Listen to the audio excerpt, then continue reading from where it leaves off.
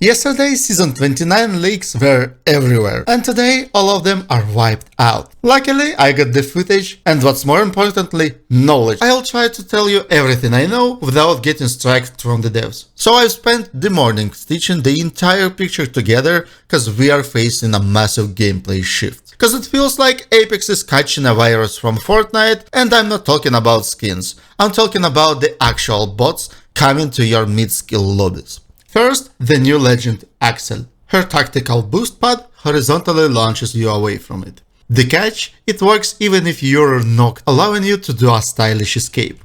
Cooldown is 24 seconds, and by default you had only one charge. Digging through the depths of Bilibili, a platform that won't even let you watch more than in a 360p unless you have a Chinese account, was a nightmare. Can you imagine this on a YouTube? Anyways, everyone can use your boost pads, but you can also break them with 150 damage. Yes, you can Neo Strafe and Tap Strafe out of it. Movement Gang, rejoice. Now, her passive drift is where it gets interesting. You're able to drift using strafe keys. Pair that with a speed boost, and you can Tokyo drift around the corner and feed someone a peacekeeper shot before they can even pull the trigger. Thus is mentioned that you can even use her tactical to push enemies out of cover, which is hilarious but little. Octane's jump pad officially has a rival. Actually, two rivals, because her ultimate launches a stupid drone into a straight line. When it sees someone, it suddenly becomes smart, chasing them down until it goes boom. Damage is laughable as Fuse's new ultimate, but it also launches enemies sky high, so your whole team can destroy that air piñata. And it passes through Gibraltar's dome, Lifeline's barrier, you name it. Gibbsman gonna have a new PTSD from it. You're probably questioning, can you shoot it down? Yes, you can. Drone gets in your face before it explodes, so you still have a chance to destroy it.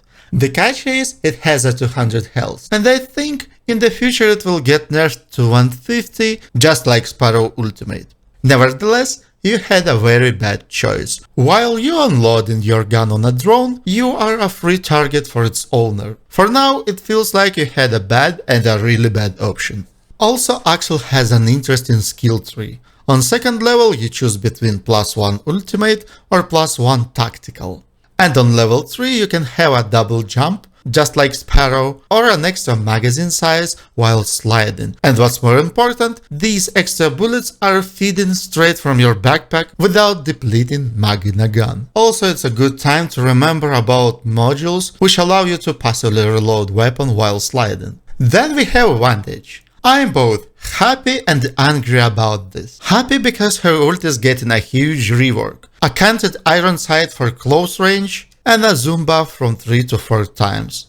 As a sniper, I love this. It could take sniping to a whole new level in Apex. But I'm angry because why only Vantage? This mechanic is too good to be locked to one legend. I think they are testing the waters to eventually give all snipers a second optic slot for 1x dot or 2 times scope.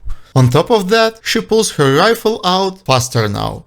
Thank God, because that animation was painfully slow, and pinging an enemy team through your scope now rewards you with a null charge. Pair that with a power booster amp, which gives you 50% bullets cashback on knocks, and you'll get a real pain in the ass. Vantage mains, rejoice. Everyone else, get ready to be hit by arcadey watermelon-sized bullets again, it fucking hurts. Also, when you ping someone with your passive, it marks the whole squad, which is a new level of getting valuable info. For now, I can't even imagine how crucial that can possibly be in ranked when you can instantly know where who stands just by pinging one of them. And as the cherry on top of cake, now you don't lose momentum after landing when you're using tactical. Yep, Free Horizon passive. The second star of this update is Conduit. She's getting 2 tactical charges and a choice. Either part of the energy shield is instant, or your shield keeps charging even when you take incoming damage. As for the guns, the car is finally back from airdrop. It's about to get very crowded in SMG segment. And instead of it, the L-Star is going into the airdrop with a new wild mechanic. The closer you are to overheating, the bigger your bullets and the more damage it does. How powerful it's gonna be, we'll see in the future. I'll be doing a full TTK breakdown once I can get my hands on it, because this depth is exactly what the guns have been missing for a long time. Now, this deserves a round of applause. You can now revive teammates right where they died. 7 seconds of shaman work over the banner and they are back. You spawn with Mozambique and low health while armor is slowly regenerating, so you still need to heal and loot your death box. No more quitting the match because the nearest beacon is miles away and the craft station is 2 POIs away. Imagine the pro play scenarios. Final circles, no respawn beacons left. A Gibby drops a bubble or Bangalore puts up a smoke screen and suddenly a full squad is back in the game, right under your nose while your squad holding position. It's going to lead to some incredible clutch moments.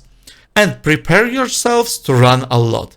They've cleared out all tridents on Stormpoint, but also Broken Moon lost the majority of its zip rails. Legends like Valkyrie that allows quick rotations are gonna be really popular. And finally, the changes I absolutely hate. It looks like Fortnite finally bit Apex and infected it with some stupid disease. Apex is adding bots to a mid-skill lobbies to separate mid-tier players from us. Look, as someone who already sits in a 5-minute queues because my lobby meter is pinned to the right, I'm worried.